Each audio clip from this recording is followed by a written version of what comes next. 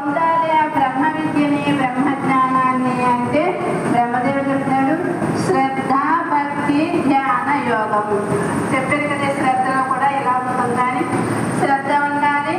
శ్రద్ధ ఎలా ఉండాలి? శ్రద్ధలోనే ఫలము ఇవిడి ఉండును అని మా గురుదేవులు చెప్పి ఉంటారు. అంటే శ్రద్ధగా ఏ పని చేసినా ఫలం అందులోనే ఉంది, ఎక్కడో లేదు. శ్రద్ధగా చేస్తేనే కదా ఫలం వస్తుంది. అశ్రద్ధగా చేస్తే ఏముంటుంది? రాదు, వచ్చే ఫలము రాదు, ఇంకా విశేషంగా అసలు రాదు.